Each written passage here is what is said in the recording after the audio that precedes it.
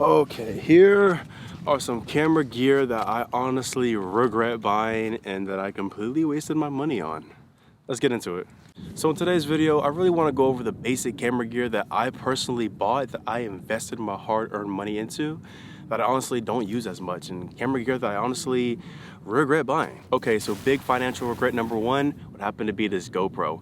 This is a GoPro Hero Black 7 that I bought maybe like 2 years ago, a year and a half ago. I bought this whenever I go traveling. I plan on using it for all like my underwater footage and all my like action-packed footage, things that I can't bring a big camera on. But when I bought this GoPro, I found myself not even using it as much as I thought I would use it. I honestly probably only use it 3 or 4 times. I don't use it a whole lot, and I spent around, I think it was $225 or $250 for this GoPro, and I don't even use it. It's an investment that I thought I would use more of, but I really don't use it. And when I do use it, when I do find a reason to use it, I don't really like the footage that comes out of this particular GoPro Hero 7. So if I can go back and not buy an action camera, I probably wouldn't, because for my needs, my shoots and what I do, I don't really use action-packed cameras, and it's simply just a waste of money for me. Moving on to big financial mistake number 2 would happen to be my DJI Mini SE. Now, I wouldn't really say this was like a complete regret, because I actually do like this drone, but again, I paid $300 for it and I don't use it as much as I thought I would. I honestly don't use it at all anymore because I broke it.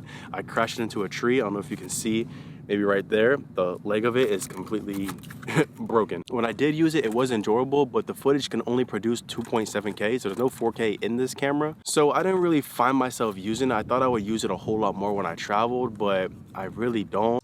I wouldn't say that I always need a drone and use it in my arsenal, but if I was to buy another drone, I probably would buy me maybe like a DJI Air 2 or a FPV drone. Probably more of an FPV drone because they're more fun in my opinion. But for a cinematic good drone, I'll probably get the DJI Air 2 or the Air 2S. But the SE, it wasn't a bad drone. I didn't really like the footage 100%, but I just never really used it like that. So not necessarily a big regret, but a partial financial mistake. Moving on to financial mistake number 3, for me, it's not really a big financial mistake, but it's more of a mistake that I cheaped out on this item that I use all the time. It would be an ND filter. And the reason why I say this was a mistake is because I cheaped out and bought a cheap one on Amazon. And if you're a filmmaker, you know that you need an ND filter. You know it's basically sunglasses for your camera lens, and you know that whenever you're doing video, if you don't want to overexpose, and if it's too bright out here, you stoop it down to a f1.4 and it's a sunny day like it is right now, you know if you go down to a f1.4, you're going to be completely overexposed. So an ND filter helps that, but with this cheap one that I bought on Amazon for like 20 bucks, it creates like a X factor, which if you're a filmmaker, you know that you don't want that in your footage and you don't want that at all. And for me, it's just, I wish I didn't cheap out on an ND filter because it's something that I really need. So I'm definitely going to upgrade and get a new one, and you should never cheap out on an ND filter. So that is why this was a financial mistake, my opinion. Moving on to financial mistake number 4 would be this gimbal. Now, I bought this gimbal, I don't even remember when. I think it was like 3 years ago. I think it's the Moza Air. Yeah, Moza Air Cross 2. Now, gimbals are really good. If you do wedding filmmaking or if you do real estate, it's good to have a gimbal. But for my needs and my shoots, I normally always rig my camera up anyways. I prefer the rig setup, and I can get pretty stabilized footage when I rig it up myself.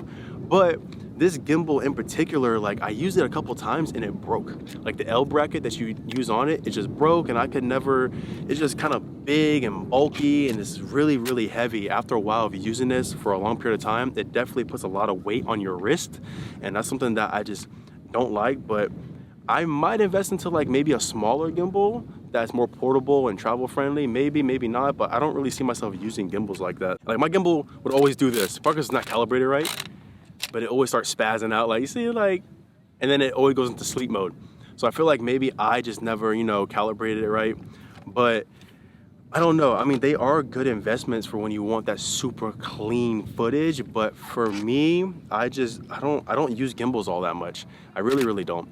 So this is like honestly a big financial mistake, in my opinion, because it just sits and collects dust. I don't even use it. It's broken, doesn't even work right, and it's something that I just wouldn't buy. I don't ever see myself buying another gimbal again. Now, financial mistake number 5 would actually be the thing that I'm using right now to film this video, and it's the tripod. Let me show you real quick. So this is the tripod that I bought. Ultimately, it's not really a good tripod. It's the newer brand. I bought it on Amazon for like 60 bucks.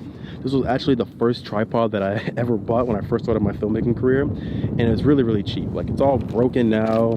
It's wobbling everywhere. I can't even turn it on its side no more to create vertical shots no more because I feel like it's gonna break and fall off.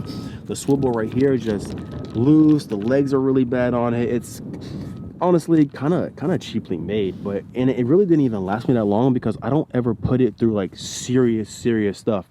I only ever use it for these talking head videos and like taking some photos and stuff when I didn't have nobody take photos of me. And the fact that it's just like cheaply just breaking already is something that I just regret buying. And it's just like, you can see right here, like the glue of it is like coming off and stuff, and it's not a good tripod.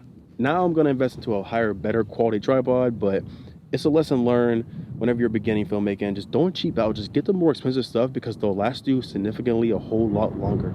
But this is my financial mistake. So finally, financial mistake number 6 would actually be the lens that I'm filming this video on right now, which will be the Sony Zeiss 24-70 f4. I made a whole video explaining why I do not like this lens. I'm gonna link it above. If you haven't watched it, you can watch it after this video. But for me, it's a no-go. I paid $300 for it. I don't really like the quality that comes out of this lens. I don't really like, it's just the 24-70 focal length for me is just not something that I would find myself needing or using. I strictly like primes, and again, I made a whole video talking about this, so I'm really not gonna get into it. If you want to know why I don't like it, you can watch the video. I'll link it above. But that is financial mistake number 6 for me. And honestly, after me going over all the financial mistakes that I made in my filmmaking career, of what I purchased that I don't really need and don't use, I'm not saying none of these stuff are bad. I'm not saying none of this stuff is a complete waste of money, because for you, you might actually find value and use of these particular items. For me, these are just items that I bought in the beginning stages of my filmmaking career when I thought that I needed them because I watched all these other videos and seen all the other people using them and thinking like, okay, if they need it, then I'm gonna need it. But in reality, my workspace and what I film, these are just items that I just could have avoided wasting money on. But it's part of filmmaking. Like, we see all these cool new camera gears, we see all these YouTubers make all these videos reviewing these camera gears, and we think that we have to have them, when in reality it's something that we just don't need. So I hope you can not make the same mistake that I made, spending all this money on stuff that I don't need. So save your money, don't do it, buy what you need, don't buy what you want. Without further ado, thank you for watching today's video. If you liked it, please leave a like, a comment, and subscribe on the video. I'll see you in the next one. I'll be on to buongiorno.